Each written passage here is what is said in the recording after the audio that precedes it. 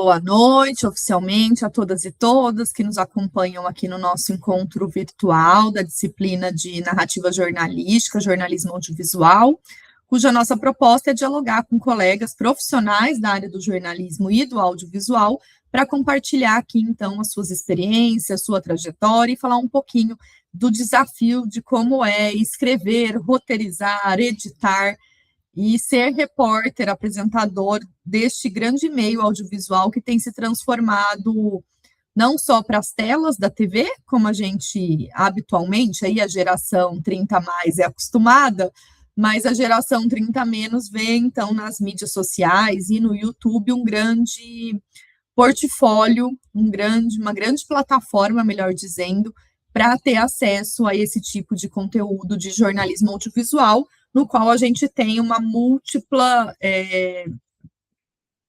atividade enquanto profissional da comunicação. E vocês sabem, né, que eu trabalho na Unesp como jornalista já tem uma longa data, aí vou completar 17 anos, e dentro desse universo de trabalhar com o audiovisual voltado para a universidade, o espaço para aluno, para produções criativas, ou como eles gostavam de falar, né, Leone, sair da caixa, esse sair da caixa vem muito, né, para o arroz com feijão, que a gente já discutiu na disciplina, que é o básico de como a gente faz um off, uma passagem, a sonora, aquilo que constitui o VT, mas o sair da caixa eu aprendi muito com o canal Futura, né, que hoje faz parte do Grupo Globo, e que há muitos anos, né, nessa parceria, dessa trajetória, sempre foi muito inspirador para mim, por esse modelo de sair da caixa, de fazer um outro tipo de jornalismo, com outro tipo de conteúdo, e poder dialogar com o Brasil todo,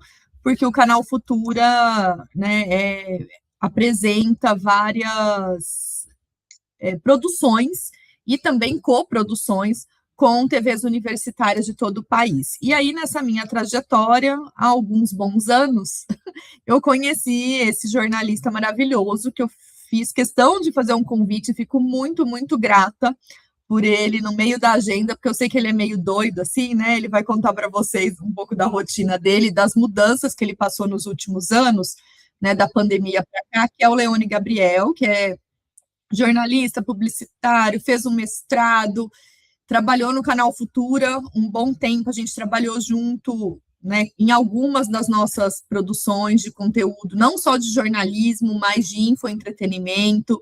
Fizemos uma série que depois eu vou falar sobre ela com vocês, que é o E aí Cientistas, né, alguns documentários que depois o TV Cultura também, o canal Futura e a TV Cultura, né, aproveitando que eu estou em São Paulo, da Tilt aqui.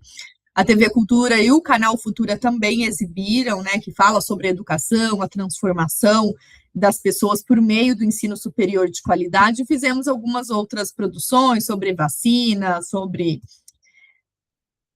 o trabalho, né, dentro do ambiente universitário, e fizemos o Alô Comunidade, que foi, acho que, a nossa última produção, que é para divulgar os projetos de extensão da universidade, aquilo que tem impacto na sociedade. Então, eu fico muito feliz do Leone ter aceitado o convite, porque aí ele saiu do canal Futura, que era uma outra experiência, e foi para a TV Brasil, em rede nacional, foi para Brasília, e ele vai contar aí a trajetória dele. Eu acho que é muito gratificante a gente poder compartilhar esse espaço com jovens, né, que têm aí uma ascendência na carreira e defendem esse bom jornalismo, e um jornalismo que pode ser feito de um modo não tão padronizado e não tão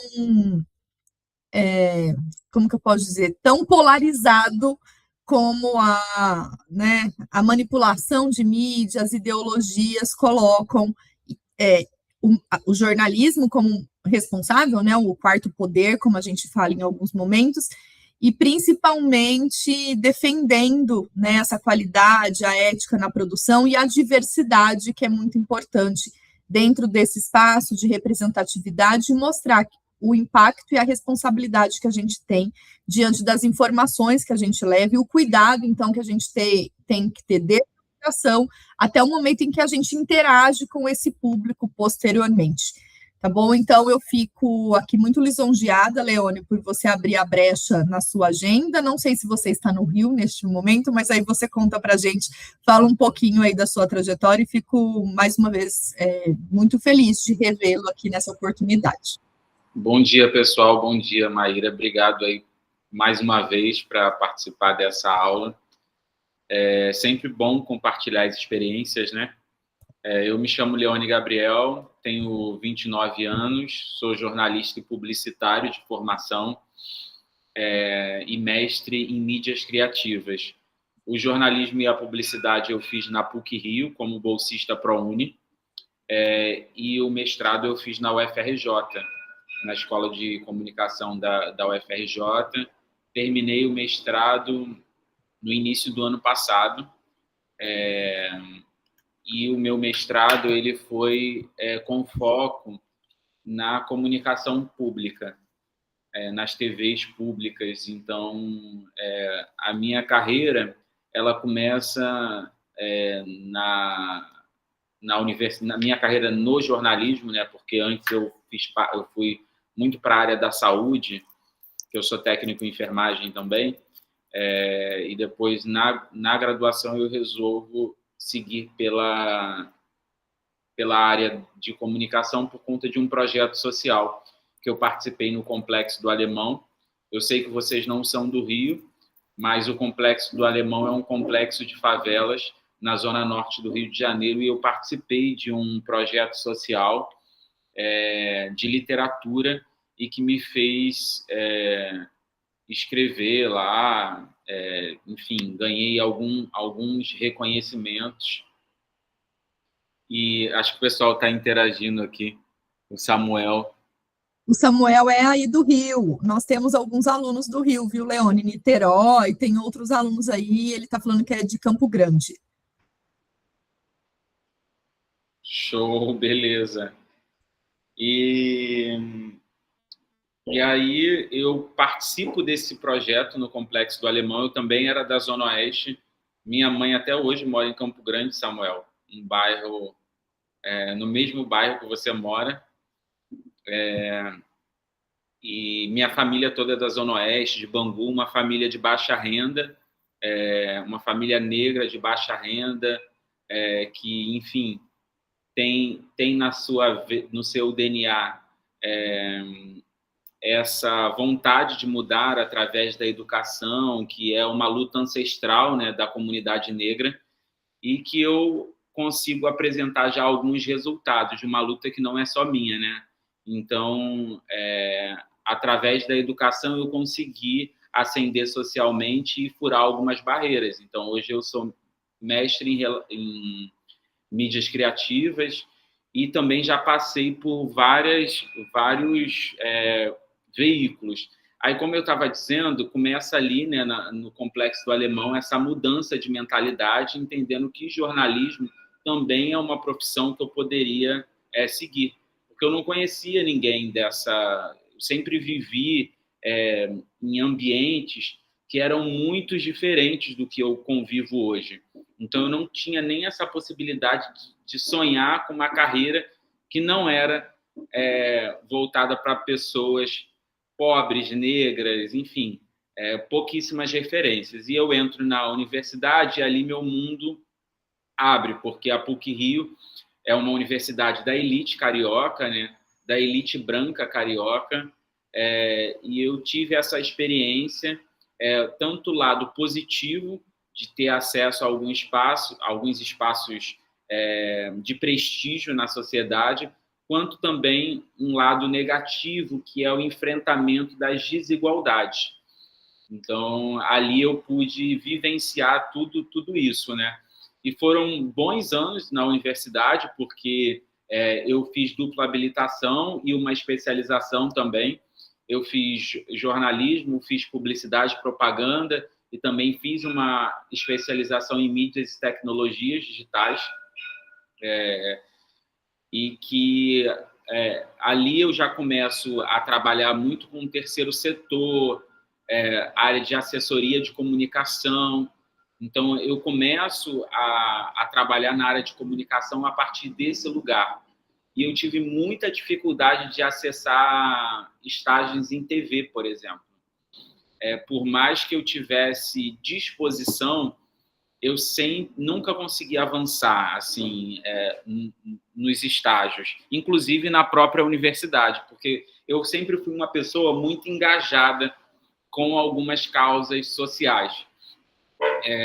Então, eu já estava entendendo movimento social negro, por reparação, igualdade racial. Então, eu já me envolvia em muitas atividades que, ao mesmo tempo que me ajudavam a conhecer a minha identidade, eu formava a minha consciência crítica sobre o mundo. Porque, ao longo da minha adolescência, eu não tive algumas discussões importantes, ao ponto de não saber exatamente como me declarar racialmente, entender a sexualidade, entender o meu lugar dentro da pirâmide social. Eu não tive essas discussões durante a minha juventude, adolescência ali. Então, quando eu entro na universidade, eu começo a descobrir e a desinterditar uma série de assuntos dentro da minha família, e me conhecer muito mais. Eu lembro que eu fiz 2 vezes o processo para entrar na TV, porque a TV sempre foi, de alguma forma, algo que me encantava. E eu não consegui passar no processo.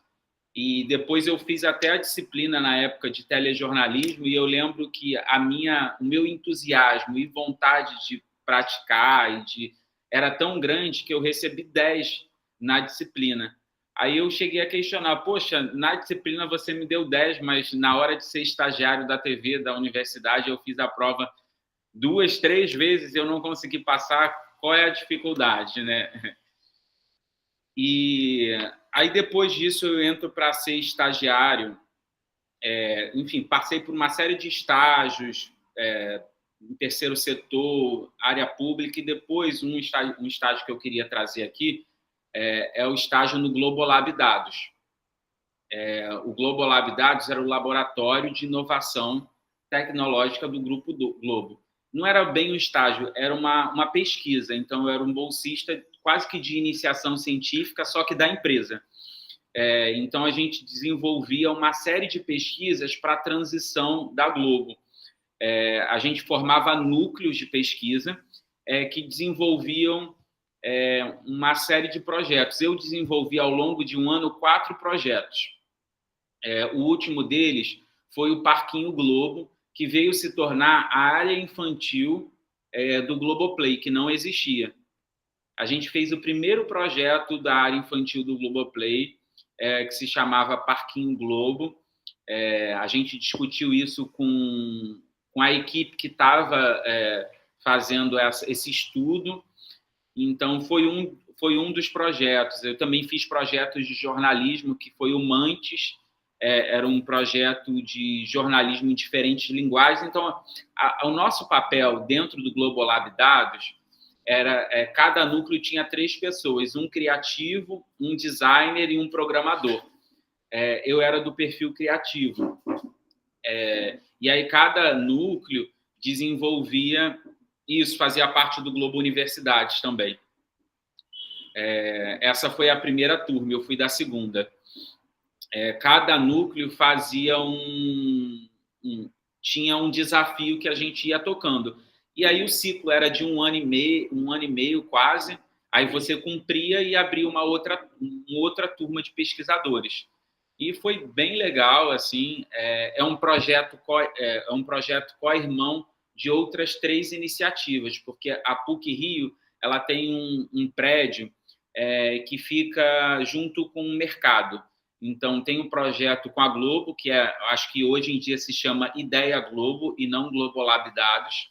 Tem o projeto com a Apple, que é o Apple Academy, e tem o projeto com a Petrobras e um outro projeto com uma área de seguros de carro. E aí é o mesmo formato, assim. Eu escolhi o da Globo e foi bem legal essa trajetória.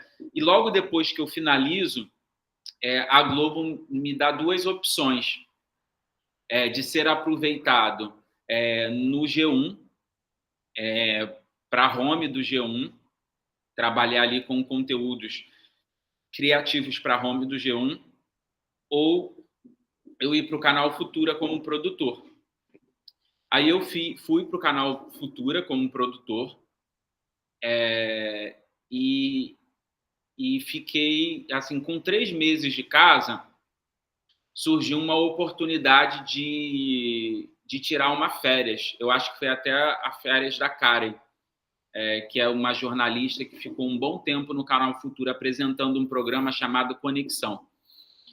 E aí me colocaram para cobrir essas férias, porque eu já tinha feito alguns documentários, tinha pouco portfólio, mas tinha alguma coisa, e eu fui fazer alguns testes. E aí eu cobri as férias da Karen como apresentador, e depois não voltei mais para ser produtor. Eu continuei sendo apresentador, quase que dividindo a função. O Futuro ele mudou um pouco a lógica, e aí todo mundo começou a dividir um pouco as funções. E aí eu entrei ali como apresentador e fiquei até o final da minha jornada no Futuro, que é mais ou menos de 5 anos. No final, eu já estava como apresentador de projetos especiais. Eu não estava numa rotina diária, eu ficava tocando alguns projetos especiais, que eram os projetos ligados às universidades parceiras. A Maíra chegou a lembrar do Alô Comunidade, que foi um desses projetos, né? E também alguns projetos ligados a parceiros mantenedores. Então, lançamentos de pesquisa, lançamentos de produtos com os financiadores do canal Futura. Em geral, eu que fazia junto, fazia tanto a parte de roteiro quanto a parte de apresentação. Aí, depois do Futura, eu recebi o convite para ir para Brasília, morar em Brasília, para ser gerente de projetos e conteúdos regionais. Foi quando eu pude levar um pouco das universidades que tinham TVs ou tinham interesse de ter TV para a rede da TV Brasil. E a Maíra era uma das pessoas que era a diretora-geral da EBC, e como a gente tinha trocado muito nesse processo de trabalho do Canal Futuro, ela falou, olha, eu acho que essa vaga combina com o seu perfil. E eu realmente foi uma vaga que acrescentou muito na minha carreira, ser gerente de projetos e conteúdos regionais, e a gente levou uma metodologia que eu carregava do Canal Futura para essa rede da TV Brasil, e deu certo. A gente aprovou o primeiro edital de emissoras públicas da TV Brasil feito em rede, que é a série Olhar Brasil. É uma série que estreou no dia 6 de janeiro. Eu já não estava mais na TV Brasil, mas é uma série que estreou no dia 6 de janeiro desse ano, sobre conteúdos turísticos regionais. E ficou maravilhosa. São 10 episódios de 10 emissoras das 5 regiões do Brasil. Está disponível no TV Brasil Play, e o teaser está no YouTube também, a gente pode mostrar aqui daqui a pouco. E, enfim, eu criei uma série de projetos, e o meu mestrado em mídias criativas eu alinhei também com essa minha passagem por Brasília. Eu estudei sobre jornalismo regional no meu mestrado, e desenvolvi uma plataforma de troca de conteúdo regional, que ela foi implementada parcialmente, ela foi implementada para o jornalismo regional, para que a emissora consiga enviar produções para a cabeça de rede, que é a TV Brasil, e também trocar entre elas. Essa parte foi implementada. Faltou tá no roadmap, que a gente chama, né?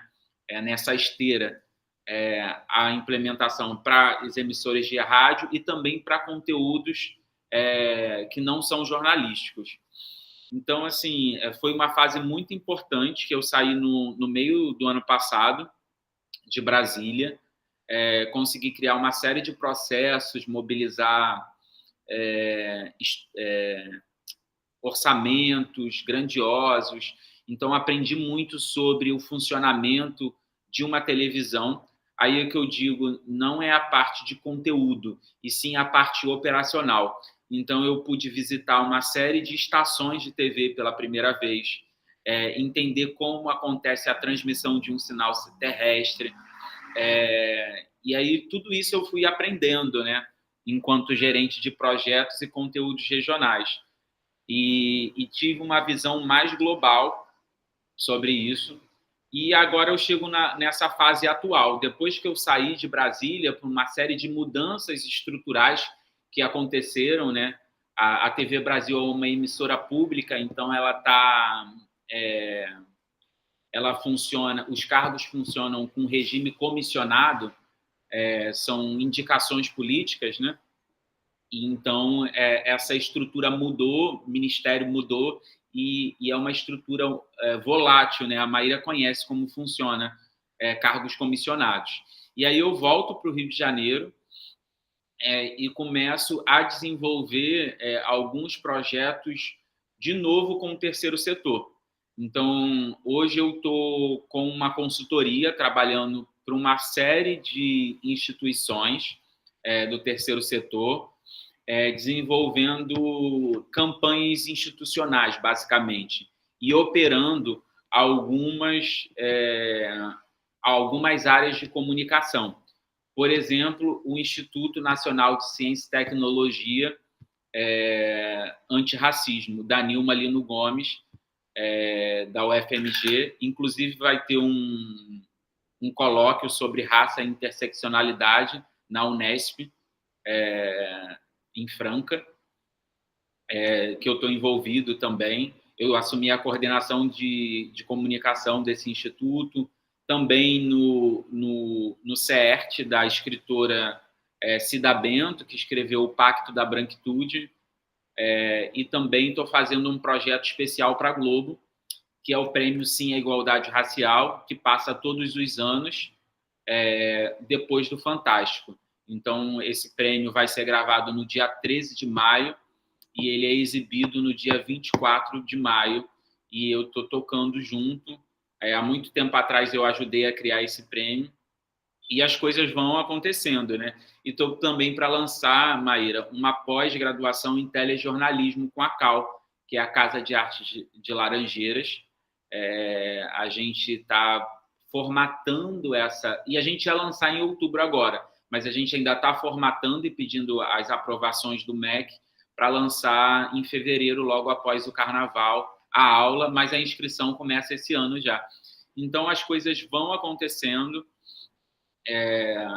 Estou nessa área também, por isso que é importante, né? A carreira de um profissional de comunicação hoje, principalmente aquele que tem essa idade dos 20, 30 e poucos anos, é um recém-formado, ou ainda que ele esteja no nível de senioridade, mas aquela primeira etapa, assumiu a primeira vez um cargo de gerência, ela funciona de uma maneira que, assim, eu, por exemplo, estive já, inclusive na minha passagem por Brasília, eu assumi algumas entradas no jornalismo, porque eles pediam, sabendo da minha experiência no vídeo, eles solicitavam, falavam, não, Leone, olha, queria que você fizesse essa entrada, essa pauta, e eu ia lá e contribuía, porque eu acho que faz parte, assim, é uma coisa que eu não tinha problema de fazer, e aí deu para executar e desenvolver. Eu acho que o mercado hoje, ele precisa de um profissional que joga nas 11, sabe? Que funciona dessa forma. E, assim, olhando para a minha história, hoje eu consigo ter uma qualidade de vida e uma qualificação profissional, um momento enquanto um jovem negro que é muito diferente das gerações anteriores à minha, sabe? E isso me faz entender e perguntar o que é ser um profissional de sucesso, né? É só ter dinheiro? É só ter trabalho? O que é o esforço? Então, eu questiono o que é essa meritocracia.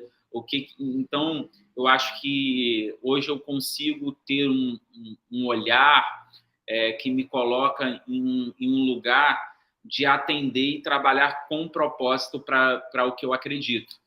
Então, hoje eu também estou finalizando um documentário que é bem bacana para o Ministério da Educação, que o documentário se chama Futuro Ancestral,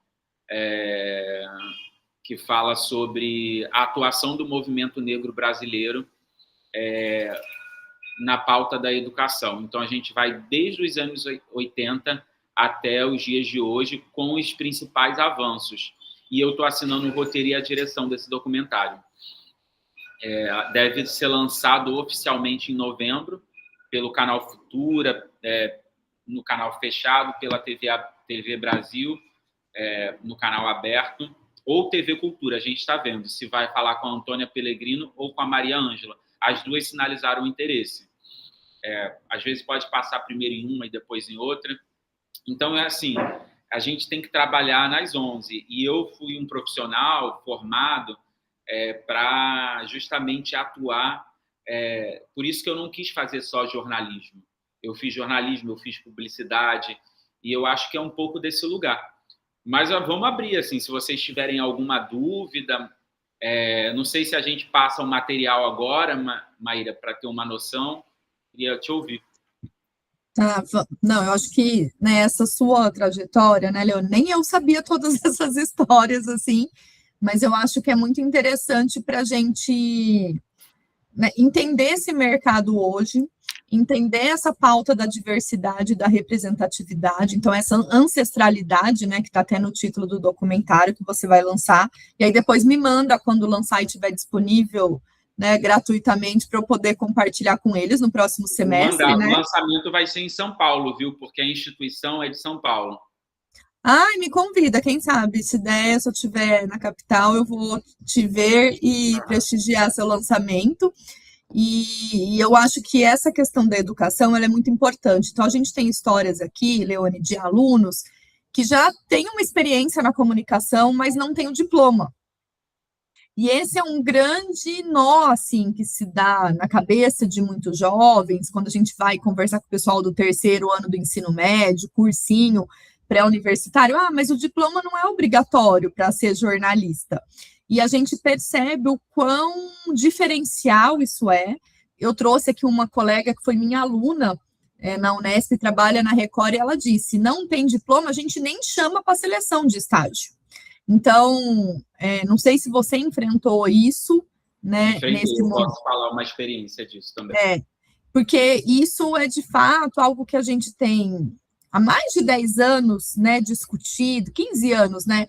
Essa questão da obrigatoriedade, dessa necessidade, muitos colegas compartilharam isso recentemente. Eu só estou na faculdade porque eu preciso do diploma, só que vem para a universidade e é essa janela de oportunidades que se abre, ainda mais nesse contexto hoje de múltiplas mídias que a gente tem, e desse terceiro setor que você colocou aqui, né? E dessas empresas que veem na comunicação um espaço muito representativo. Pode não ser a melhor remuneração do universo, porque ninguém vai sair ganhando igual o William Bonner, né? Você vai trabalhar numa defesa de comunicação que vai muito ao encontro dos seus valores, e você traz isso, né, Leone, que é o terceiro setor, que é a questão da negritude, do pertencimento, e você vai trilhando e mostrando essa sua presença, né, para além do profissional, essa presença nessa defesa de pauta. Mas fala um pouquinho dessa importância do diploma, né, dessas histórias que passam. Uma experiência interessante para compartilhar com vocês. A minha experiência particular no Futura, de fato, eles exigem o diploma, senão você não vai para a tela. É toda uma questão, inclusive o próprio registro, né, de jornalista, que é um registro gratuito, e quem tem diploma consegue esse registro de forma muito facilitada. Quem não tem diploma precisa fazer uma comprovação, que ela é um pouco complexa, de mais de 30 produções, para você conseguir sindicato, uma série de coisas que não é tão simples assim. Minha amiga, Aline, ela foi produtora do Globo Comunidade, que é um quadro dentro do jornal do horário do almoço aqui do Rio, que, enfim, tem todo, acho que domingo. E assim que ela me formou, somos contemporâneos, eu fui para o Futura, ela foi para o RJ, ela também passou um sufoco para conseguir ser produtora, não era nem para o vídeo, porque a faculdade demorou um pouco de tirar o diploma, aí ela mandou o diploma, porque o registro demora muito, assim, demora, não é uma coisa que você coloca, é o próprio Ministério, meio que o Ministério do Trabalho que faz, e aí ela não ia ser efetivada, e tinha toda uma questão, e ela passou assim uma dor de cabeça, mas conseguiu, porque no final ela estava pendendo a nota de uma matéria para liberar o diploma, ela foi, e só sei que no final deu certo, ela conseguiu, emitiu o diploma, emitiu o registro, e conseguir a efetivação dela na TV Globo como produtora, né, do RJ. O produto dela mais era o Globo Comunidade, mas ela também trabalhava nas outras produções. E depois ela teve várias entradas, né, como repórter, ela fez alguns testes, hoje ela está trabalhando em outra área, ficou mais ou menos uns 4 anos, mas assim, é fundamental. Isso também mostra um pouco da credibilidade. Eu acho que alguns veículos de comunicação acabam não aceitando profissionais sem registro, sem diploma, porque isso pode afetar a credibilidade. É claro, as pessoas já podem falar, o Boixá não era formado em jornalismo, assim, mas eu acredito que entre nós aqui não tenha um Boixá com toda aquela experiência que ele tem, né? A própria experiência dele proporciona. Hoje o mercado é difícil deixar nascer um Boixá. Não existe mais esse espaço, porque os espaços são extremamente disputados. Principalmente aqui no Rio de Janeiro, que é um mercado que é grande, mas também é um mercado que sufoca, né? Então, tem esse ponto importante, sabe, Maíra? Eu acho que é importante, né, pontuar isso, que são mercados e mercados. Então, a gente tem aluno que mora na capital, aí, né, seja Rio, São Paulo, Brasília, mas também temos aqui Vitória, né, tem aqueles que moram no interior, em cidades menores, e que, né, pode dizer, tem um pouco mais de facilidade para trabalhar sem ter o diploma, mas isso, uma hora, respinga em algum lugar. Se você quer uma determinada ascensão, está mirando um determinado cargo, até vão te cobrar algumas competências que a faculdade acaba te proporcionando, seja o networking, né, para conhecer os colegas de turma, conhecer convidados, os professores, mas também um pouco do dia a dia desse vínculo, né, seja com o mercado, sejam com outras universidades, a iniciação científica que você comentou, né, que era dentro do mercado, esse espaço de inovação, de empreendedorismo, e muito do que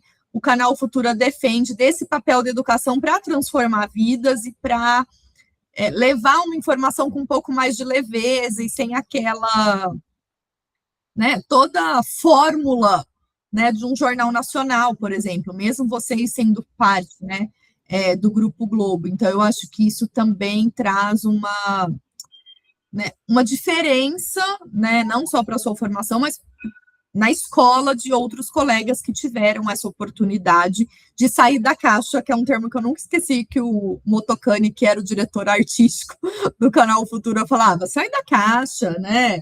A produção, começo, meio, fim, vinheta, né? O cenário, tudo isso a gente, né, tem a possibilidade de diversificar quando a gente está trabalhando com uma maior liberdade e autonomia, né, e tendo esse compromisso muito claro com o interesse público e com a informação de qualidade. Vou deixar a Natália falar aqui, Leone, contigo, e aí depois a gente mostra alguns exemplos aqui. Oi, boa noite, Leone. Primeiro, uma coisa que eu achei super legal que você falou, né, da questão que você sempre quis o telejornalismo, e quando você estava super bem nas matérias, quando chegou na hora de fazer o estágio, putz, não deu certo. Eu acho até engraçado, porque eu também almejo o audiovisual, o telejornalismo, gosto bastante, mas toda matéria que eu tenho é que eu tenho maior dificuldade. Não sei se é porque talvez eu me cobre mais, porque é a parte que eu mais quero, que eu pretendo seguir, e eu acho isso bem curioso. Mas uma coisa em questão, a questão do diploma, né?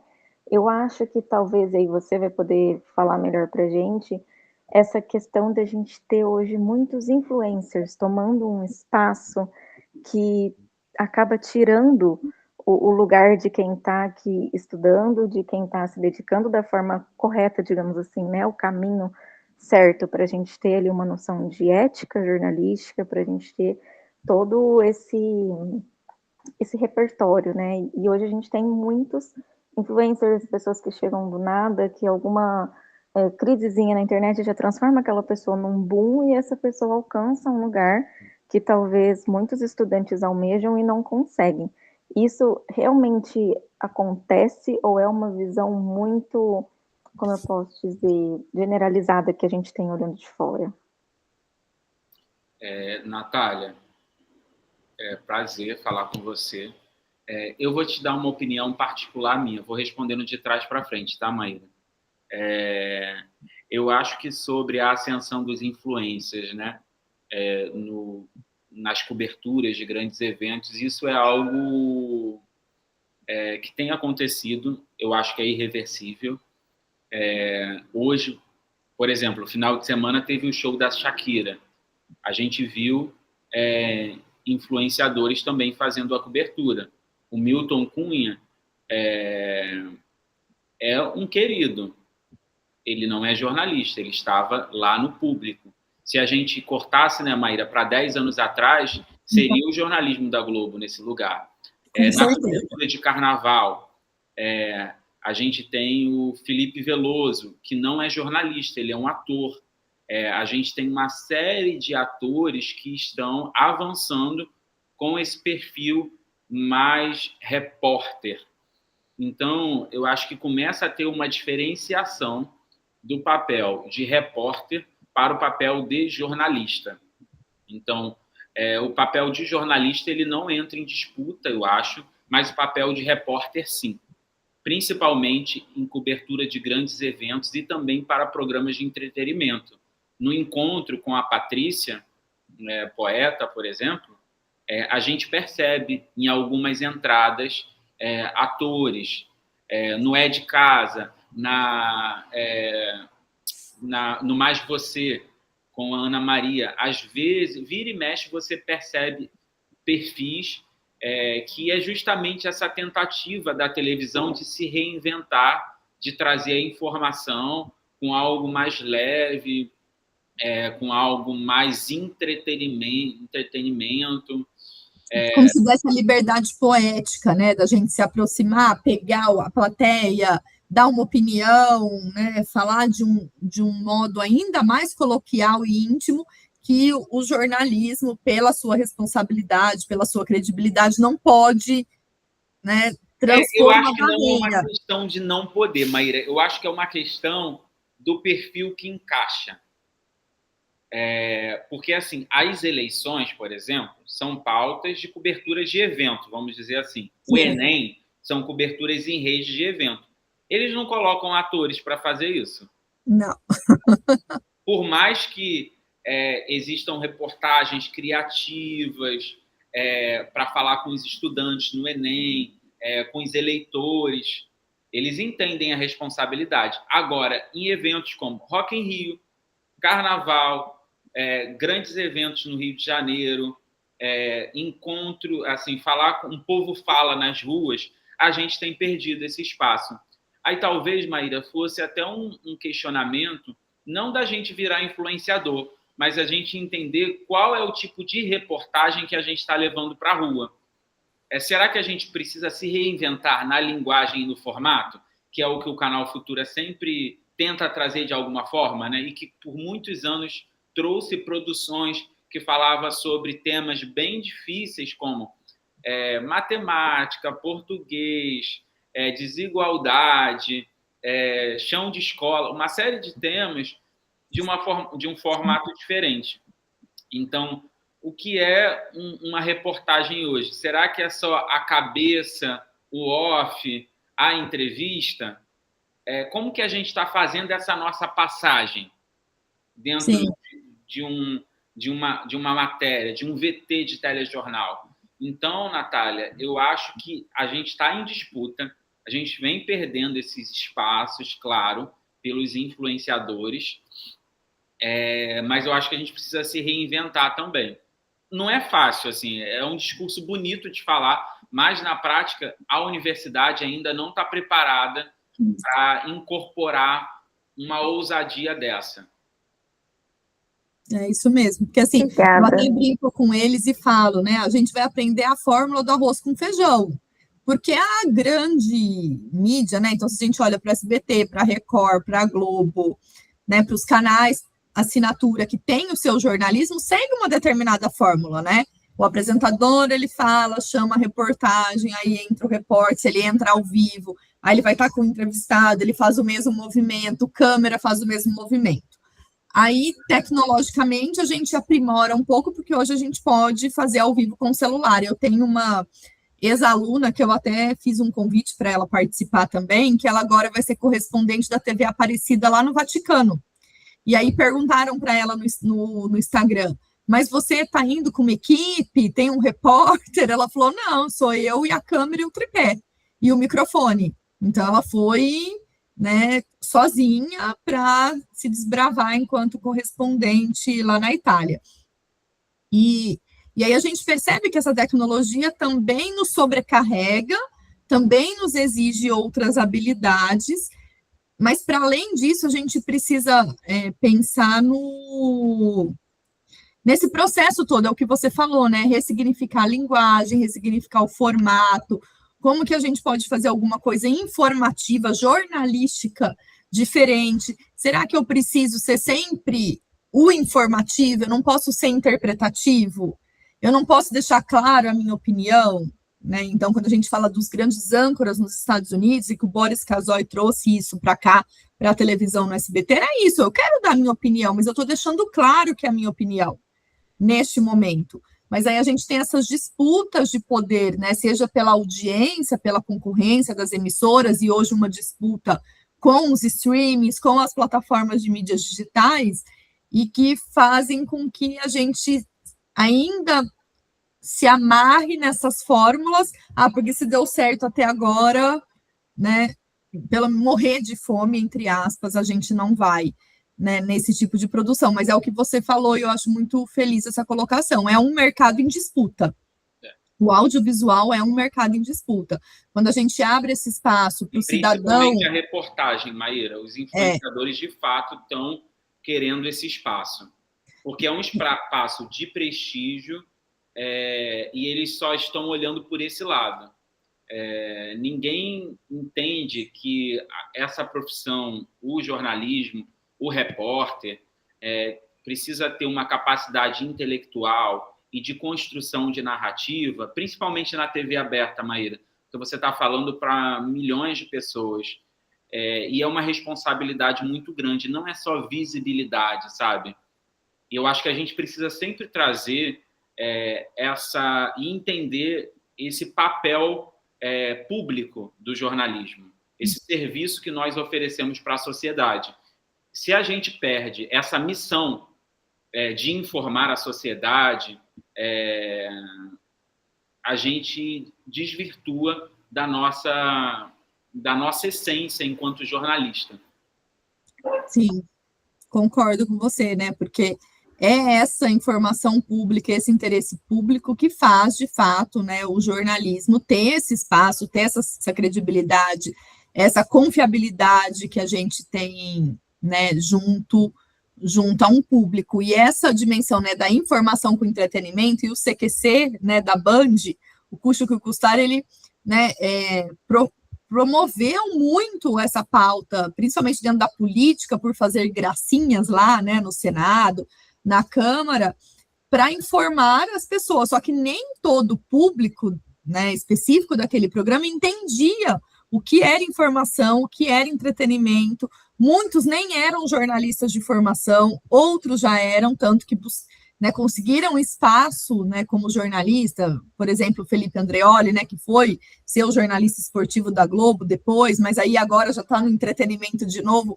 Então, a gente, por conta da visibilidade, por conta da questão mercadológica, dos anunciantes, e dessa pressão que hoje essas, né, personas midiáticas têm por estarem no Instagram, o número de visualização, o engajamento que eles trazem. E o jornalismo não é uma profissão para engajamento, né? Ela é uma profissão para o interesse público. É uma profissão que tem um interesse público, ela tem um sentido de existência. Não é só produção de conteúdo. E hoje a gente pode perceber, principalmente com a facilidade de existirem canais. Agora a gente tem a internet aí como esse grande dando vazão a várias vozes. Temos a Fast TV, que são os canais digitais que não precisam de autorização, e temos uma série de canais digitais que estão na Fast TV e também na internet, como o UOL, como aquele primeiro canal de influenciadores digitais, Dia TV, né? Uma série de canais digitais que estão ganhando espaço. O UOL Digital Garage e a TV. Opa! Não, você falou aí, o meu celular foi fazer a busca, olha que absurdo, desligado. Esse negócio é louco. Então, a gente percebe que vão surgindo personalidades no cenário, como o Igão e o Mítico no Podpah, que também entrevistaram o Lula. Eu vou trazer 2 exemplos aqui. Eles entrevistaram o Lula na época da campanha e que deu uma série de visualizações e tudo mais. E o pessoal falou, a TV aberta está em decadência, porque foram muitas visualizações simultâneas do Podpah entrevistando o Lula na sua campanha. Enquanto isso, também, na mesma campanha, o Bonner, né, entrevistou o Lula. Gente, a TV terrestre, com sinal terrestre, está presente em mais de 90% dos lares brasileiros. É claro que a audiência do Podpah não representou nem 10% da audiência da entrevista lá do William Bonner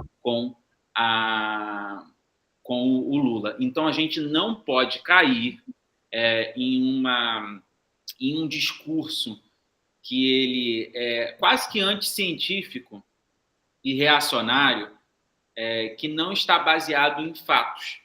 Porque a internet está tomando... Claro, a gente está em um momento de transição, de diversificação de canais de comunicação, mas, assim, as marcas consideram ainda a televisão como o principal ativo de anunciante.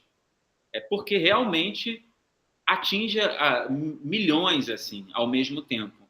E hoje a internet no Brasil ainda não consegue ter essa capilaridade, porque assim, quando a gente não está falando de capitais apenas, da capital do Rio, da capital de São Paulo, da capital dos principais estados brasileiros. A gente está falando de uma penetração Brasil, de pessoas que não têm Wi-Fi em casa. Tem acesso à internet? Tem, mas às vezes é o 4G, um 3G no celular. É só para utilizar o WhatsApp e Instagram, porque ela não consegue manter um plano que vá possibilitar assistir streaming, assistir Netflix. Então, a gente precisa ter, enquanto jornalista que trabalha, essa dimensão de mercado também, que é entender que na região norte, na região nordeste, na região sul, no centro-oeste, é uma outra dinâmica de consumo de conteúdo. Então, esse olhar é fundamental para entender essa transição que ela está acontecendo, mas que a televisão ainda é um grande ativo para conseguir.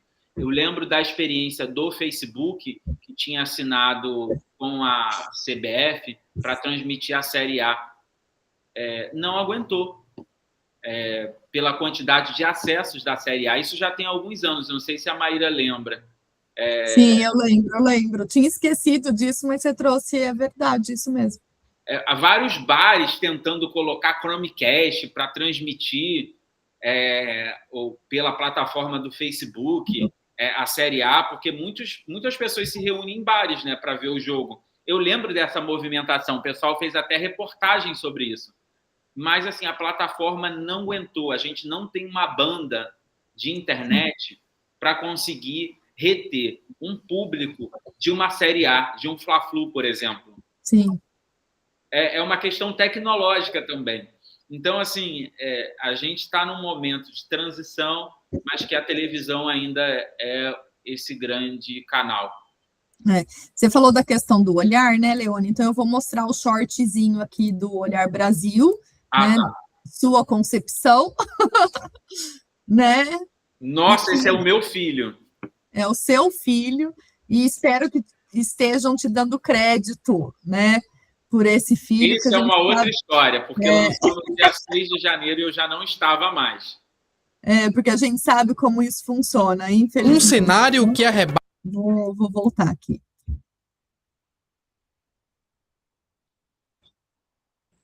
Tem alguém mexendo em alguma obra aqui do lado que está fazendo um barulho. Mas eu vou lá, vamos lá.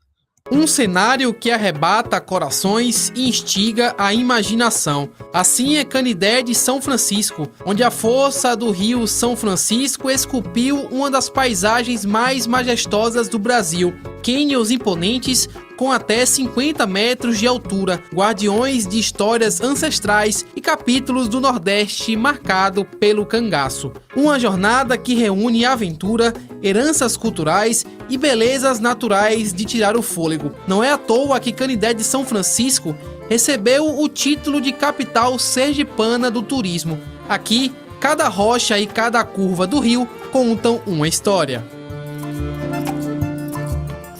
Maíra, eu vou procurar aqui o teaser geral da série que eu tenho. Nessas rochas está... Qual, querido? Eu vou procurar aqui o teaser geral da série que eu tenho, talvez seja melhor para apresentar. Porque eu achei aqui no YouTube deles. Cada episódio, né? Será que... Deixa eu ver se tem o geral aqui, eu que perdi. Deixa eu ver aqui. Eu tenho, mas está aqui em link fechado. Ah, tá. Eu não tinha visto essa série ainda. E tem Parece aquele tem emissões Brasil da rede que era do canal Futura também. A UERN TV tem um episódio, por exemplo, se eu não me engano. Ai, que legal. Deixa eu pegar aqui. Mas, assim, essa série, por exemplo, foi uma experiência incrível montar. Porque... o que acontece? A TV Brasil ela tem 2 horários dedicados à transmissão de conteúdo das emissoras públicas. A gente chama a grade regional. E aí é uma grade de 1 hora de manhã e meia hora à tarde. E aí nunca tinha acontecido uma produção coletiva. Então, cada um botava o seu programa. Sim. E aí o desafio que eu me propus foi conseguir um orçamento. A gente conseguiu cerca de 230 mil, eu acho, para produzir a primeira temporada dessa série. Cada episódio, cada emissora ganhou cerca de 30 mil reais por episódio para produzir um episódio de mais ou menos 27 minutos. E aí teve todo um processo seletivo que eu desenvolvi, bem complexo, para para a gente saber quais eram os critérios de avaliação de um conteúdo, o que a gente vai avaliar para entrar, um pré-roteiro, um modelo de pré-roteiro que pudesse dar unidade em todos os episódios, um pacote gráfico que pudesse dar unidade em todos os episódios, uma trilha sonora que pudesse dar unidade em todos os episódios, porque a gente fez uma produção de uma série e que cada episódio foi feito por uma equipe diferente em um lugar do Brasil diferente. Assim, o desafio foi maravilhoso, assim, foi difícil produzir, mas o resultado está aí. O episódio que eu mais gosto é do Novo Airão, um dos episódios que é no interior do Amazonas, que fala sobre os golfinhos, o tratamento sustentável, um turismo sustentável com golfinhos. Eu vou pegar aqui o link, mas é isso. Às vezes, o jornalismo também é você lidar com esse tipo de produção. Não é só pegar o microfone. Essa mentalidade de você produzir uma série como essa te coloca em um outro patamar.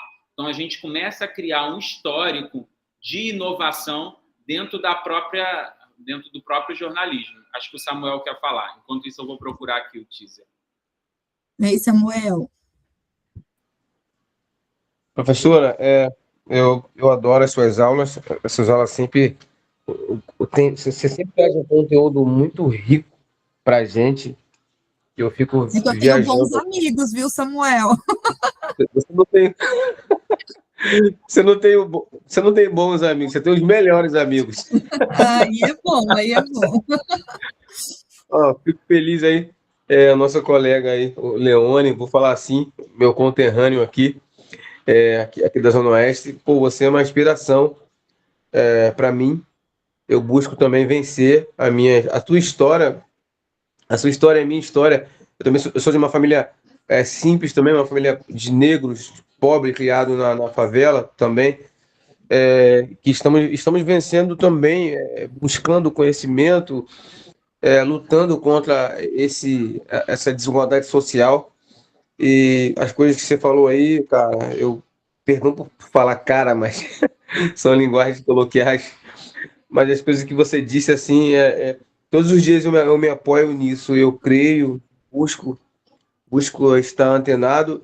E só para não me alongar muito, o que você falou da importância de buscar uma graduação, da banalização do diploma, eu também sou super a favor, por isso que eu tenho buscado graduar, tá? E sim, há uma profusão de digital influencers a cada dia, parece que eles saem do chão, mas nós não vamos deixar essa graduação, essa busca por qualificação morrer. E é isso que me põe de pé, me faz estar todo dia buscando por algo melhor para mim e para minha família. Você mandou aqui, né, Leone? Achei. Eu vou te mandar o Arraia Brasil também. Queria só comentar a fala do Samuel. Samuel, eu acho que assim, a gente não pode se conectar com esse tipo de armadilha no discurso que colocam no mercado. Não se conecte com isso. Se conecte com a sua trajetória, com o seu projeto de vida, com o que você acredita para você. É por causa dos influencers. Por causa... Cara, nem preste atenção nisso. Eu acho que isso... o importante é você acreditar na sua trajetória de vida, fazer essa sua faculdade, as suas especializações, buscar as suas experiências profissionais, por mais difícil que seja. Eu sei que antes de entrar no Futura, eu batalhei muito para conseguir, não só na construção da minha carreira, mas indo atrás do canal, bati na porta, fiz Geração Futura, depois fui no lançamento do livro do João Alegria, pedi vaga a ele. Falei, João, eu quero trabalhar no canal Futura, me contrata. Eu estou aqui com o meu currículo. Então, eu acho que um pouco a gente precisa ser audacioso. E aí vai muito desse lugar, porque a sociedade, a todo momento, tenta nos enquadrar e manter uma pirâmide social. Então, se eu fosse seguir o que o destino coloca para mim, as oportunidades que apenas assim estão no meu caminho, eu, de repente, ou seria motorista de ônibus, como era meu avô, ou costureira, como era minha avó, entendeu? Então, eu acho que quando a gente começa a mudar essa lógica, não é fácil, mas vai chegar um momento, e que não é tão tarde, não é tão no final da vida, que você vai conseguir ter possibilidades de escolher, possibilidades de acreditar também. Eu acho que conforme você vai vendo o resultado acontecer, a cada projeto, a cada avanço, a cada resultado, as inseguranças elas são grandes, Samuel. Tipo, quando eu cheguei em Brasília para assumir o cargo de gerente, eu nunca tinha sido gerente na vida. E assim, mas eu não pedi a vida inteira para uma oportunidade, que eu recebesse um bom trabalho e reconhecimento profissional. A oportunidade chegou. Com medo ou não, eu fui morar em Brasília, do dia para a noite, praticamente. Eu peguei minhas coisas e fui tentar a vida lá, e consegui.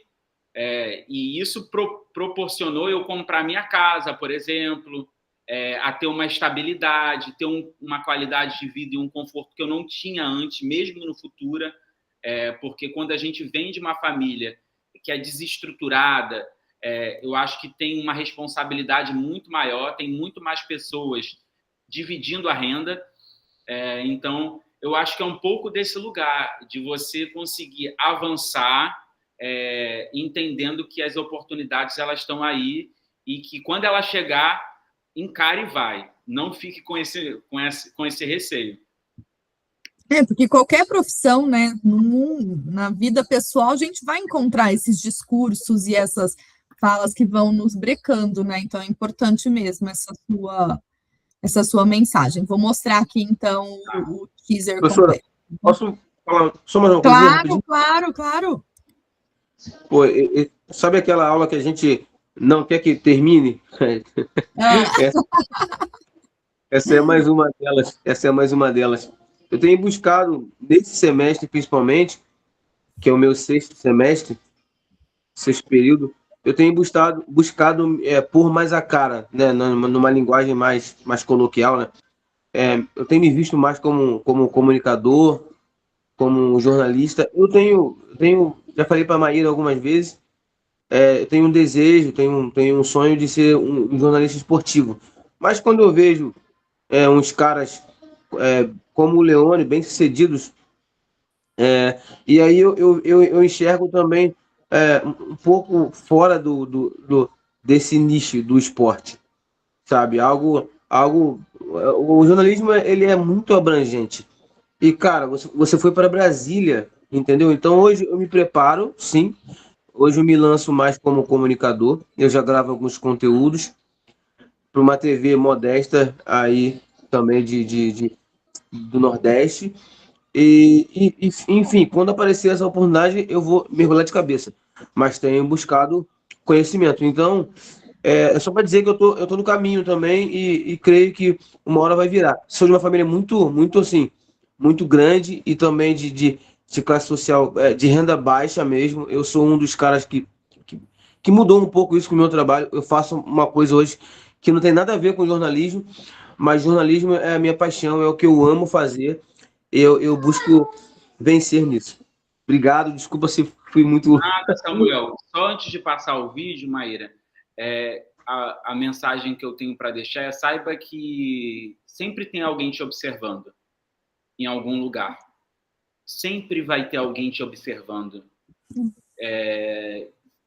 Fique com isso. Minha mãe sempre disse isso.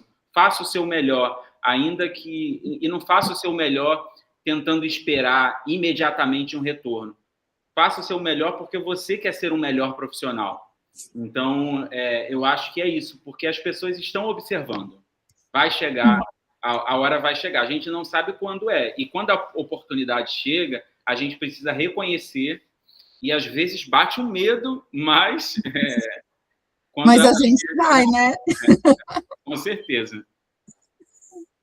Muito, muito bom, Leone. Vou passar aqui o vídeo, né, para a gente entender um pouquinho da narrativa audiovisual. Vamos lá.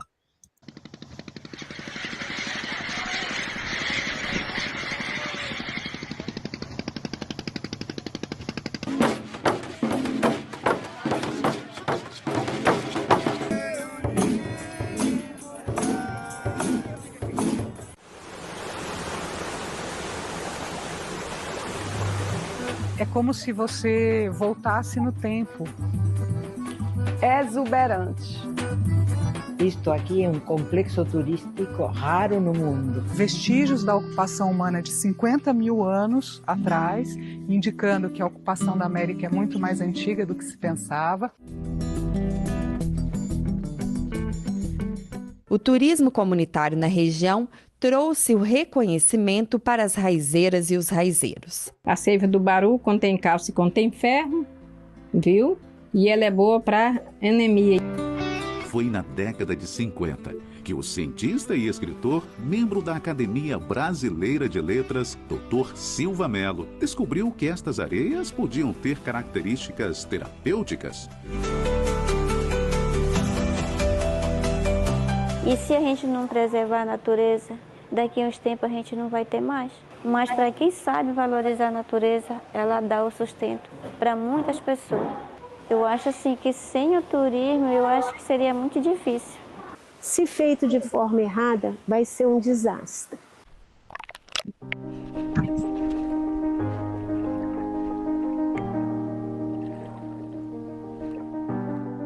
E que esta geração e as próximas possam desfrutar desse nascer do sol e das riquezas deste território marcado por um histórico de resistência.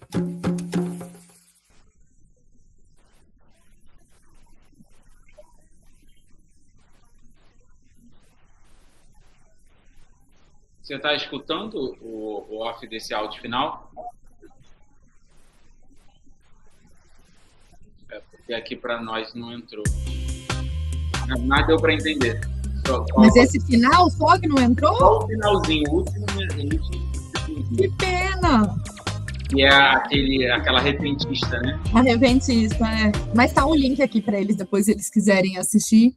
Mas deve ser alguma coisa Essa modo de a produção, né? que eu falei. É uma produção em rede que foi totalmente inovador para o cenário da TV pública no Brasil. E esse aí é o Arraiá Brasil, que foi uma outra iniciativa de uma cobertura em rede do Arraiá, no Nordeste. Deixa eu só te fazer uma pergunta, agora curiosidade, né? Desse Olhar Brasil, você chegou a editar algum material ou não? Você só viu a série no ar? Eu fiz a direção geral e orientei e fiz tem toda uma metodologia que a gente desenvolveu de acompanhamento. Então, a gente teve acompanhamento de roteiro, acompanhamento de edição, sala de roteiro, sala de edição. Eu editei, mas foi uma edição aconselhada, né? Então, para ir conversando, mas não fui editor em si. Mas aí você viu essa produção ganhar todo esse corpo já na finalização? Primeiro, a gente teve uma masterclass de direção.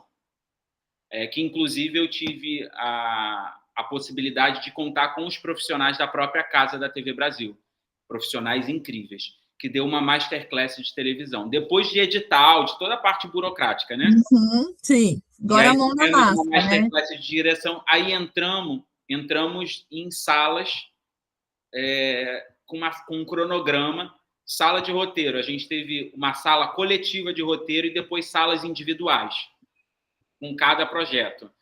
Sala de produção, uma sala de produção coletiva e depois individuais. E aí a gente foi acompanhando quase que de cena em cena as produções acontecerem. Que legal. E aí o pessoal falou, aí no roteiro a gente orientava, nos offs, tudo acompanhado. Que legal, que legal. Vou mostrar esse outro aqui, depois você comenta. Beleza. Em junho tem Arraiá Brasil. Vamos curtir as maiores festas de São João do país ao vivo. A partir do dia 1º, começamos em Caruaru, Pernambuco. Anarie! Da Paraíba, a beleza de Campina Grande. A tradição em Mossoró, no Rio Grande do Norte. Os festejos em Salvador e Amargosa, na Bahia. O Balancê em Aracaju, Sergipe. A Lavantu, um show de cultura popular. Em parceria com as TVs afiliadas e veículos EBC. Arraiá Brasil.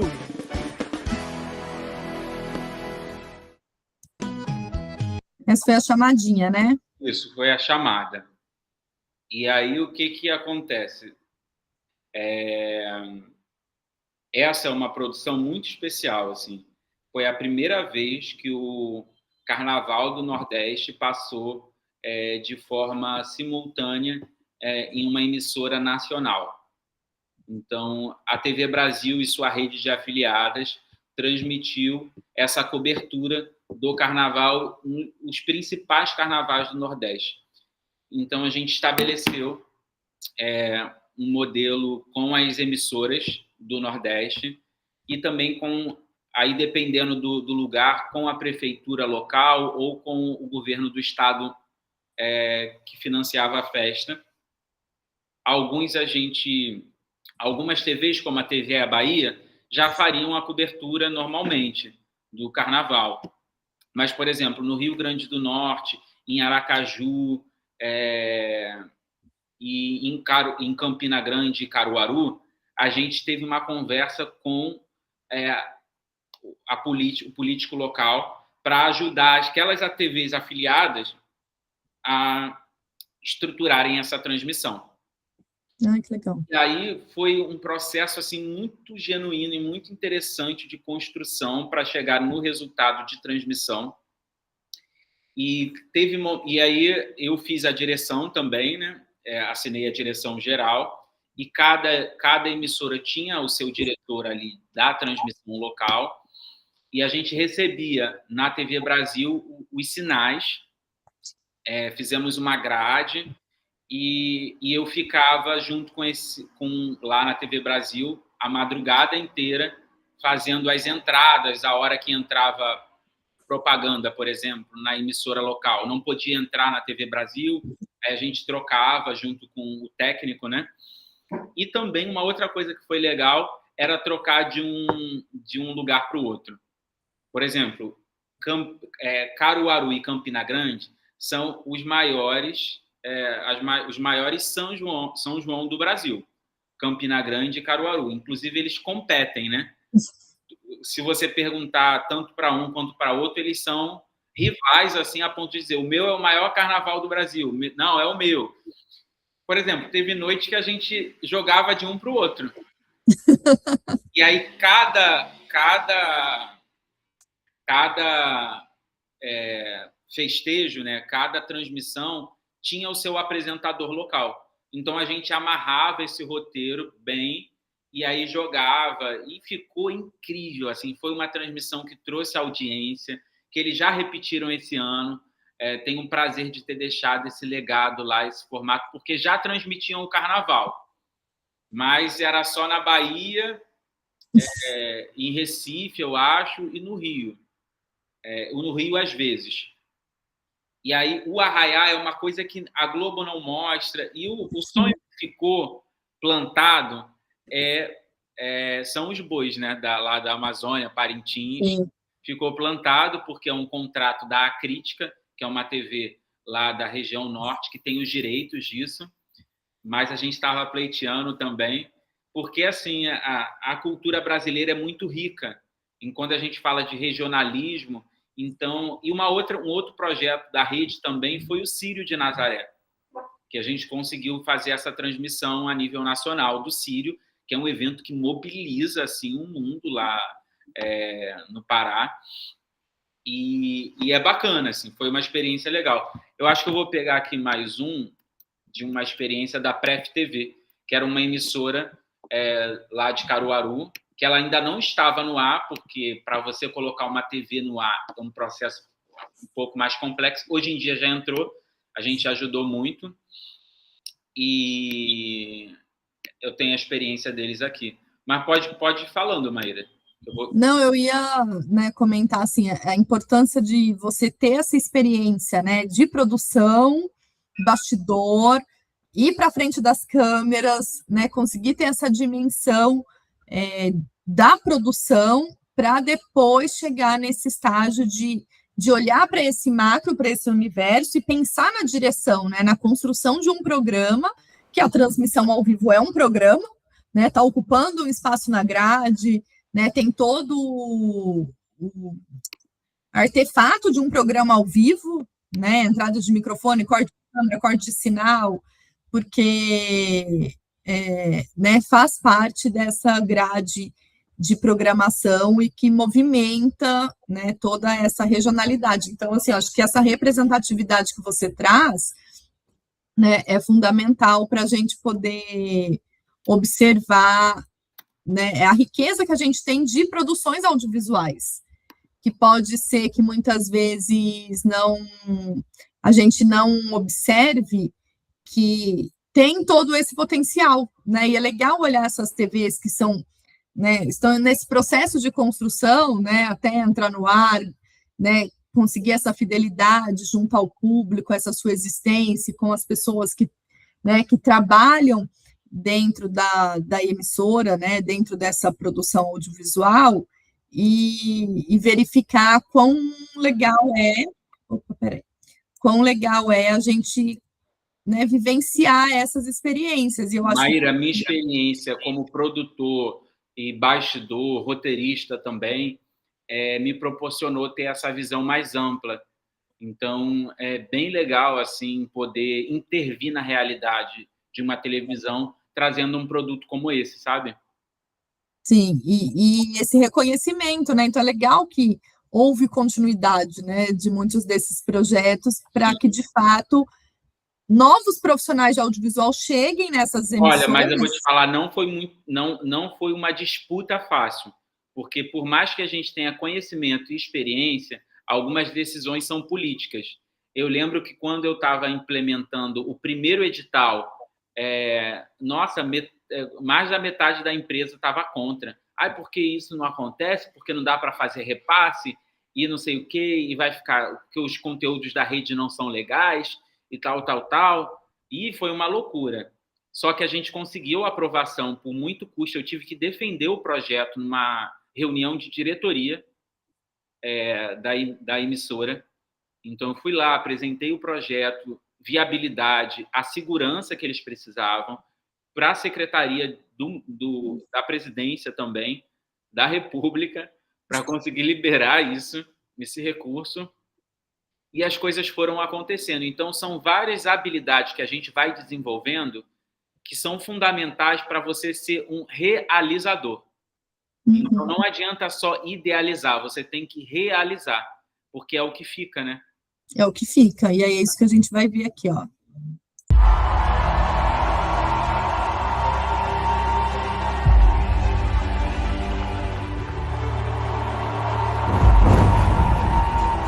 Atenção, 5 segundos para a gente entrar no ar.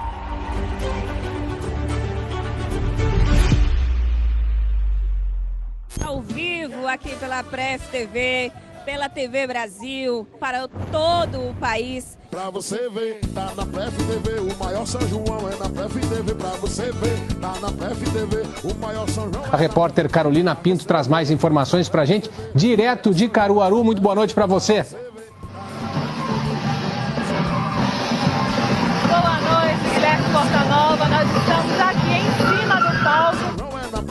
Pra você ver, tá na Pref TV. Tenho certeza que você que está aí acompanhando através da TV Brasil também cantou, sim, muitos desses sucessos. A Pref TV com seu arraia nas contas. Claro, pela telinha da TV Brasil. Oi, Alessandra, boa noite. Mais uma noite aqui de transmissão pela Pref TV e para todo o Brasil pela TV Brasil. De volta aqui na transmissão do maior e melhor São João do mundo. A Pref TV com seu arraia nas comidas gigantes. A gente finaliza também a nossa transmissão para a TV Brasil. Você que nos acompanhou, que esteve com a gente até agora nos estados do Rio de Janeiro, em São Paulo, no Distrito Federal. Na Pref TV, o maior São João é na Pref TV pra você ver. Vamos ao vivo agora para Caruaru com a Carol Pinto. Boa noite, Carol. Olá, muito boa noite. É o último dia de festa e ela já deixa muitas saudades. A gente vai se aproximando da reta final da nossa transmissão. A gente já começa em fase de despedida e eu quero começar mostrando um pouquinho, bem rapidinho, desses bastidores. Então minha câmera é exclusiva, que sempre mostrou os palcos, os artistas, hoje vai girar, vai mostrar essa galera que fica aqui. Todo mundo aqui na expectativa, esse é o clima do nosso bastidor. Hoje aqui, esse trabalho lindo que acontece aqui no São João de Caruaru, a galera se despedindo desse São João, todo mundo empenhado na cobertura dessa festa linda, a imprensa reunida e a gente invadindo esse espaço. Segue minha câmera, segue, porque agora eu quero mostrar onde a mágica acontece. Eu quero mostrar onde fica o nosso QG, a nossa sala, o nosso coração da transmissão. Ali onde fica, ó, enquanto eu tô no ar, todo mundo concentrado, Marquinhos, Evandro, Bibi, todo mundo ali, Gordinho no corte, Maico no nosso stream, que é quem coloca a nossa transmissão no ar. Tem João Paulo ali que tá coordenando hoje, nosso querido Thiago, pra que fica no corte. Tem ali também, olha, meu querido Starbucks, que é assim que eu chamo ele. As meninas ali, a minha pareia dupla. Todo mundo ali acompanhando. Essa é aqui, é a sala, o nosso coração, o Ziel que fica lá na edição. Cicinho ali ajudando ali também. Olha o nosso sorrisinho, essa é a nossa sala. É onde a mágica acontece. E agora eu quero chamar o meu time de repórteres, o meu time de conteúdo. Essa galera que arrasou, não arrasou. E o secretário, claro. Tudo que esse time faz é muito aplaudido e é feito com muito amor. Então, primeiro, time, muito obrigada. Conseguimos cumprir a nossa missão e levar um São João lindo. Obrigada pela confiança. Obrigada, gente. Obrigada a cada um de vocês. Obrigada pela audiência. Obrigada, K9. Simbora, Gustavo Miotti, até o ano que vem, se Deus quiser. Tem gente que não quer amor, só gosta do calor que faz embaixo do lençol. Que chega ainda tem lua, passa a noite toda nua e vaza no nascer do sol. Eles fizeram esse QG lá nos bastidores, Leandro, você lembra? Sim, todas as emissoras tinham.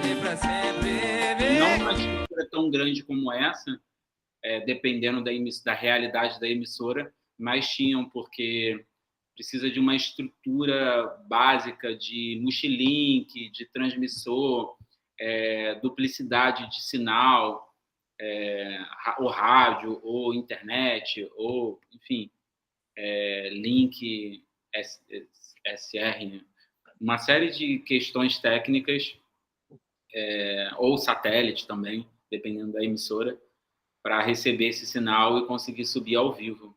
Mas foi uma experiência incrível, assim. O ao vivo, assim, tem uma energia diferente, a cobertura, a reportagem de evento. É diferente, né? Do que essas daqui, né? Deixa eu mostrar rapidinho para te liberar. Tá. Né? Essas que você mandou do Instagram, que são suas, né? A do Instagram são entradas ao vai entrar aqui. Isso é entrada ao vivo. Reportagem de consumidores para substituição ou reparo. Pode dar para ter noção. Meu, né? Vou mostrar, tem um outro aqui. Se quiser mostrar o link do YouTube, de repente, seja melhor. Não está mostrando ainda, não. Recebe aí os brasileiros. O avião KC-30 da Força Aérea Brasileira traz 227 passageiros, sendo 49 crianças. Além disso, também tem 3 animais domésticos.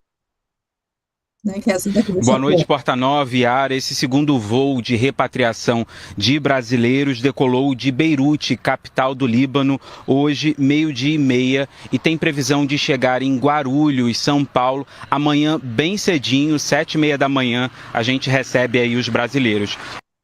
Que é o trecho que eu não tinha mostrado, que eu compartilhei uma tela e esqueci de mudar aqui. Isso também foi uma loucura, tá? Conta aí pra gente um pouquinho dos bastidores. Porque assim, eu não fui para ser repórter, né? Eu fui para ser gerente de projetos e conteúdos regionais. Mas é aquilo, Samuel, às vezes a vida, ela te apresenta oportunidades que você não imaginou. Então, eu já estava me posicionando em outro lugar na minha cabeça. Eu falei, não, eu quero seguir o lado de direção, de roteiro, que é realmente o que eu me identifico. Essa criação, né? Tá na concepção e tal. E aí, de repente, surge greves e manifestações dos jornalistas da TV ABC, né? Que é uma emissora pública que tem concursados que, por lei, podem fazer paralisações e greves por reivindicações salariais. E aí foram acionar os cargos comissionados, né? Aí, roda e fala, não, Leônidas, que tal você ir? Tem outras pessoas, mas a gente queria testar você. Acabou que eu fui a primeira, fui a segunda, fui a terceira. Daqui a pouco eu estava cobrindo as eleições. Eu fui o repórter de Brasília que cobriu eleições.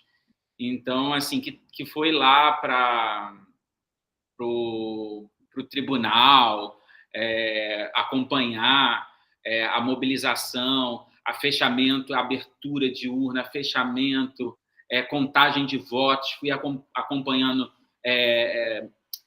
estado por estado, trazendo as informações, fui para a Polícia Federal também para acompanhar as intervenções, né, que foram acontecendo de boca de urna, enfim, propaganda indevida, uma série de coisas.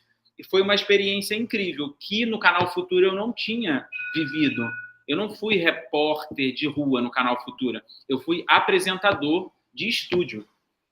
E muito mais entrevistador do que outra coisa. E ali na TV Brasil eu pude ser repórter, aquele repórter que vai para a rua e precisa trazer uma reportagem. Isso aí foi a experiência do Canal Futura. Eu acho que isso é legal. Vou mostrar um trechinho aqui e depois a gente fecha com Alô Comunidade, tá bom? Tá bom. Vou mostrar aqui.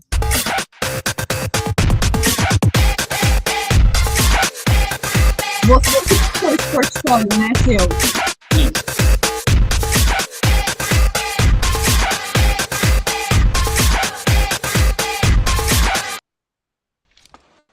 Oi, para você que acompanha o Futura, hoje o nosso assunto é gravidez na adolescência.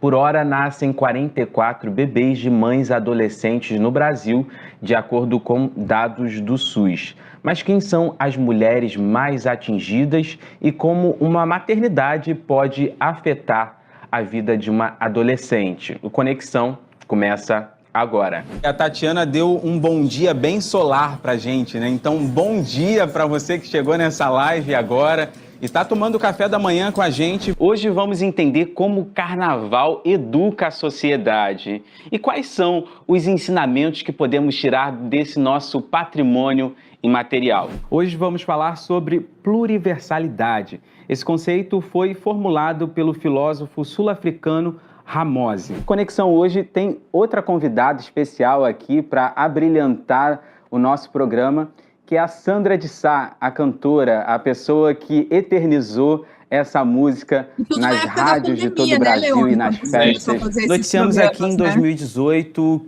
o incêndio, né, que destruiu parte das estruturas de uma das instituições científicas mais antigas do Brasil.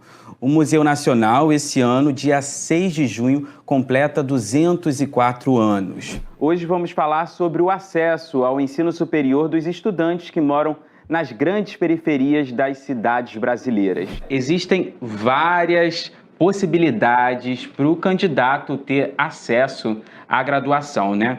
No Brasil, por exemplo, existe o SISU, que é o Sistema de Seleção Unificada, que dá acesso aí às universidades públicas, o ProUni, que é o programa Universidade para Todos, que dá bolsas de 50% e 100% em universidades particulares, e o nosso assunto de hoje, que é o FIES, o Fundo de Financiamento Estudantil.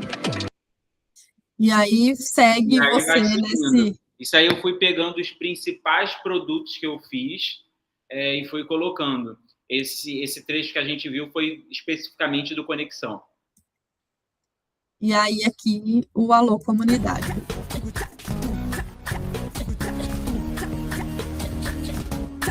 Foi um projeto em rede também.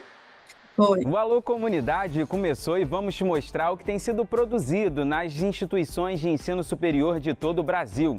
São mais de 2.600 instituições e mais de 8 milhões de estudantes. E hoje a apresentação é daqui, da Universidade do Estado do Rio Grande do Norte. E vamos conhecer um modelo de penitenciária com princípios humanizados. Apenas humanos. Projeto de extensão da PUC Minas, na região metropolitana de Belo Horizonte, aposta no tratamento humanizado para recuperar pessoas que cumprem pena no sistema prisional. E mais, o que um bebê prefere, brinquedos ou livros? Vamos entrar numa bebeteca que trabalha a formação de leitores desde a barriga da mãe na Universidade Estadual Paulista. Era uma vez uma ovelha chamada Maria. Aonde as ovelhas iam, Maria ia sempre com as outras. No Alô Comunidade você vai conhecer a história de Fabiana Moraes, lá de Uberlândia, Minas Gerais. E vai entender também como ela se tornou uma paratleta com muitas medalhas. A depressão passou. Uma das coisas que eu me arrependo foi de não ter começado antes no esporte.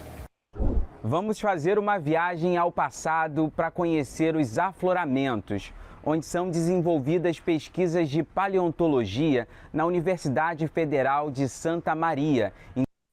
E aí segue, né? São as reportagens que foram feitas em rede. Que a gente desenvolveu, que é um formato de produção de VTs em redes, e a gente ia montando os episódios, né, Maíra? Esse episódio é o que vocês aparecem, né? Eu vou colocar aqui. Mas é que a gente não aparece, né? Foi uma linguagem diferente, né? O nosso era... Eu até brincava e falava assim, é o VT sem off, sem passagem. Aí, só para eu concluir, o formato era basicamente assim, a gente fazia cabeça, eram 4, se eu não me engano, eram 4 assuntos por episódio. Na cabeça, a gente trazia 3 teasers, e o 4º já entrava o episódio inteiro. Vou mostrar aqui o trechinho. Deixa eu ver, eu acho que não tem sua cabeça aqui, peraí. Desde o útero da mãe. Curioso. Turismo e a cultura local. Desde pequeno eu sou muito fã de dinossauro e já quero fazer uma visita ao Capa. Mas agora, saindo do passado e indo para o futuro, a gente vai conhecer o trabalho da Universidade Estadual Paulista e entender o que ela tem feito para estimular a leitura em crianças desde o útero da mãe. Curioso, né?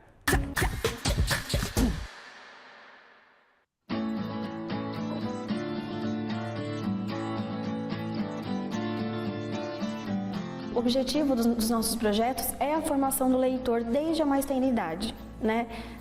Não tem um limite, nós temos as nossas gravidinhas, desde os bebês ali na barriga ainda, né? É do ventre ao colo até os maiores. O nosso objetivo é esse, é trazer os jovens, as crianças, os bebês para mais perto dos livros e dar a oportunidade que às vezes eles não têm em casa. Era uma vez uma ovelha chamada Maria. Aonde as ovelhas iam, Maria ia sempre com as outras.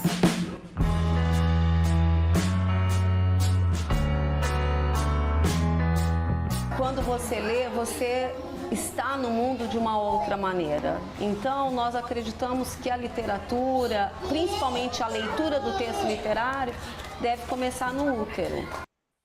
E aí segue a reportagem que a gente construiu, e o curioso, né, Leone, assim, lembrando disso, a professora já até aposentou, essa professora Renata que está aparecendo aqui no vídeo, lá de Presidente Prudente, né, interior, onde a Unesp tem um campus, e a gente já tinha feito essa reportagem quando surgiu, vamos fazer um piloto do Alô Comunidade, que material que você tem aí? E eu tinha ido para Presidente Prudente, falei, nossa, a biblioteca ainda está funcionando, vamos tentar aproveitar e ver o que a gente pode fazer. E na época eu tinha feito esses mini documentários mostrando esses projetos de extensão da Unesp, e aí a gente até falou, vamos tentar gravar uma cabeça, atualizando alguns dados, mas aí o programa foi ganhando esse formato de você ir, né, às universidades onde, né, o Canal Futura tinha parceria e construir esse roteiro do programa amarrando as temáticas e podendo exibir, né? Acho que foi o último, né, que nós fizemos juntos, esse.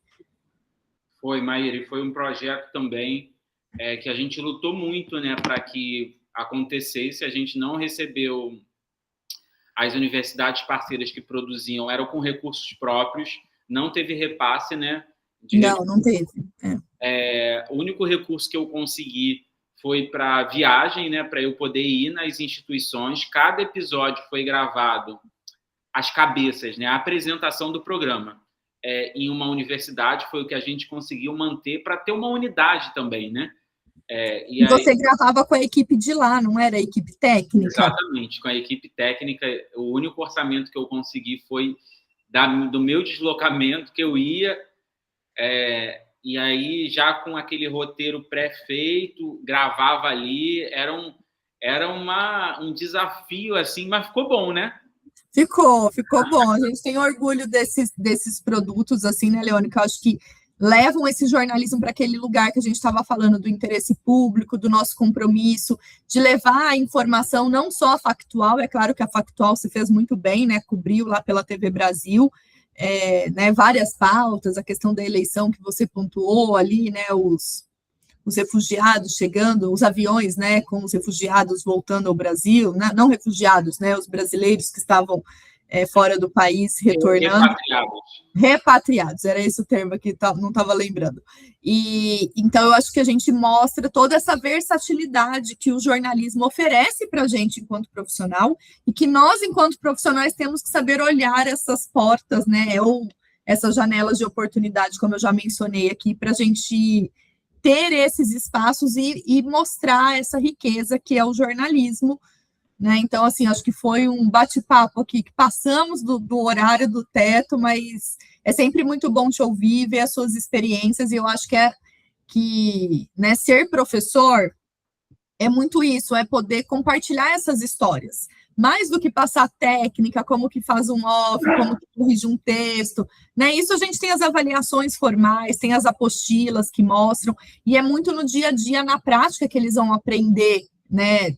Como que formata tudo isso dentro da linguagem audiovisual, daquele veículo, daquele produto que eles estão fazendo. Mas essas histórias e mostrar o resultado disso, acho que vale muito mais e engrandece a formação de cada um que está aqui, daqueles também que vão nos assistir posteriormente, todos, né, que vão te acompanhar agora, @Leone_Black no Instagram, que lá tem todas as suas produções e essa trajetória muito linda que você constrói, tão jovem, né, o Samuel brincou aqui com isso, né, da sua juventude, mas é claro que é um menino muito jovem, né, tem 29 anos e tem um mundo todo e um jornalismo todo para apresentar para a gente aqui. Então, mais uma vez, muito, muito obrigada, viu, Leone? Maíra, foi um prazer, já é a segunda vez aqui, na terceira eu vou pedir música no Fantástico. Tá bom, combinado. Felicidade de trocar um pouco com a galera e poder também trazer um pouco de como é construir uma carreira, né, vindo do lugar que eu venho, e sendo esse exemplo hoje, e a responsabilidade disso também. Então, é sempre um dever que eu tenho de compartilhar e multiplicar essas estratégias de avançar na vida profissional. Com certeza, querido. E vamos para o doutorado, hein? Pois é, eu estou vendo aqui como é que vai ser isso. Não é uma tarefa tão simples, porque são 4... Não é, querido. O mestrado a gente passa bem trabalhando, o doutorado é tenso. é tenso. Então, eu estou em vários projetos aqui. Eu estou para me decidir no final do ano. Eu quero lançar primeiro 3 artigos para eu pegar uma prática, me envolver. E aí, aos poucos, a gente segue, Maíra. Tá, joia. Muito obrigada, viu, Leone, mais uma vez pela participação. Boa noite aí para você, bom trabalho. A gente continua em contato aqui, remoto, tá bom?